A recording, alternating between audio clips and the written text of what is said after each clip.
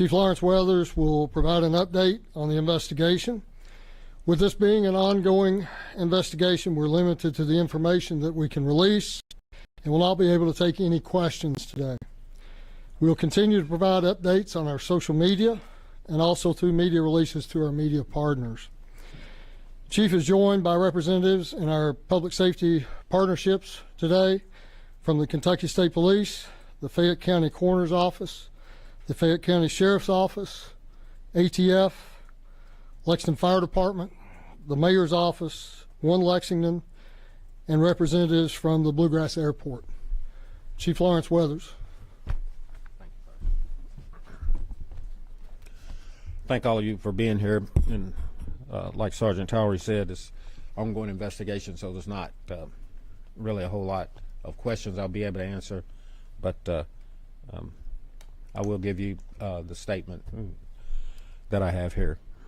There's days like today that are extremely difficult, and before I begin, I would like to extend my condolences to the victims, their families, and everyone impacted by today's violence. I would also like to wish a quick recovery to the Kentucky State Trooper who was shot. On July 13, 2025, around 11:36 a.m., Lexington police officers were dispatched for a shooting involving a Kentucky State Trooper on Terminal Drive. The trooper had pulled over a vehicle on Terminal Drive after receiving a license plate reader alert in the area of Versailles Road. The trooper was shot and the suspect fled. While that shooting occurred on Terminal Drive, it was unrelated to the Bluegrass Airport and did not occur inside the airport terminal. The trooper is in stable condition and receiving medical treatment. A short time later, the suspect carjacked a vehicle in the 3700 block of Bellawood Drive before fleeing the area. No injuries were reported during that carjacking. With the assistance of the department's Air Support Unit and Real-Time Intelligence Center, officers were able to track the vehicle to the Richmond Road Baptist Church in the 5800 block of Old Richmond Road. The suspect fired his weapon at individuals on church property. Preliminary information indicates that the suspect may have had a connection to the individuals at the church. 4 individuals were shot on church property. 2 female victims were pronounced deceased at the scene. The other 2 victims, both male, were transported to a local hospital. 1 victim was reported to have sustained critical injuries, and the other was reported in stable condition. The suspect was shot by responding law enforcement and was pronounced deceased at the scene. The suspect's information will be released after their family is notified. 3 Lexington police officers fired their service weapons in accordance with the Lexington Police Department's policies. The officers had their issued body-worn cameras activated.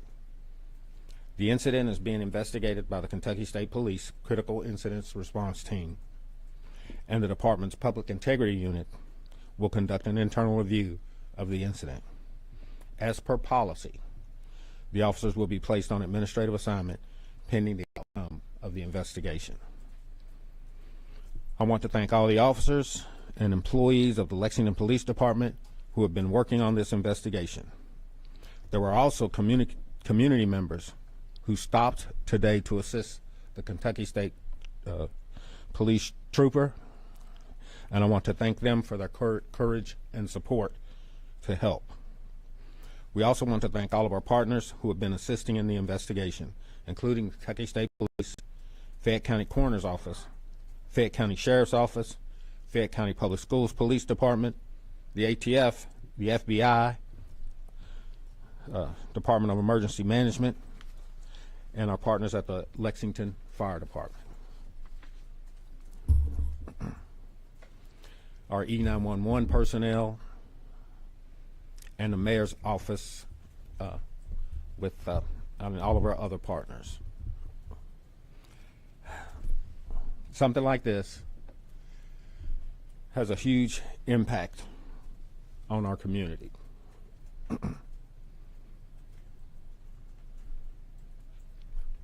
I know when people hear about stuff like this, they maybe need some kind of understanding, and I think the city is going to stand ready with One Lexington to help provide assistance to those who are struggling with it. Sometimes things happen. We just don't have a reason why. But we're going to be here for the people of Lexington. All of these people up here didn't hesitate to come out, didn't hesitate to call and check on the family members, and didn't hesitate to come out and provide support and their service. So I appreciate all of that, and thank you for all of that. With that being said, I'm going to ask Coroner Gary again to step up. Thank you, Chief. So my office was called at 12:56. We responded to 5899 Old Richmond Road, which was the Richmond Road Baptist Church. This, like the chief said, this is an ongoing active investigation. There are literally a few hundred people that are working this crime scene, as well as myself and deputies. This church was a small church, and the majority of the individuals that attend the church there are related biologically some way or another. If not, they've been friends for many, many years. So it's a very tight-knit group of people at the Richmond Baptist Church. Because the family was there, and our Lexington police as well as the KSP conducted interviews about what happened in this investigation, I was able to notify a family of 2 deaths, and I can report that Beverly Gum, she is a 72-year-old female member of the church. She sustained gunshot wounds that caused her death. And Christina Combs is a 32-year-old lady who also received gunshot wounds which caused her death. We have identified the shooter, and the shooter, as the chief said, was shot by Lexington police, and we have not notified the shooter's family. Typically in a case like this, we will notify the family as soon as we can, and once that notification has been made, then we will identify the shooter to the media. Thank you. As I said, there's not a whole lot of questions I'll be able to answer. I will take a couple, and if I can't answer them, I will. If I can't, I'll just let you know, but only a couple if anybody has any questions. What can you tell us about the shooter? Did he have a criminal record? At this time, I'm not at liberty to discuss that. Those details will probably be released later, but at this time, I can't discuss it. It appeared on scene that after the shooting had happened, someone else was arrested. Can you confirm that? And if so, why was that the case?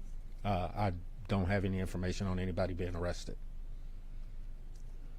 Chief Weathers, could you please recount what you said that took place on Terminal Drive with the state trooper and the individual?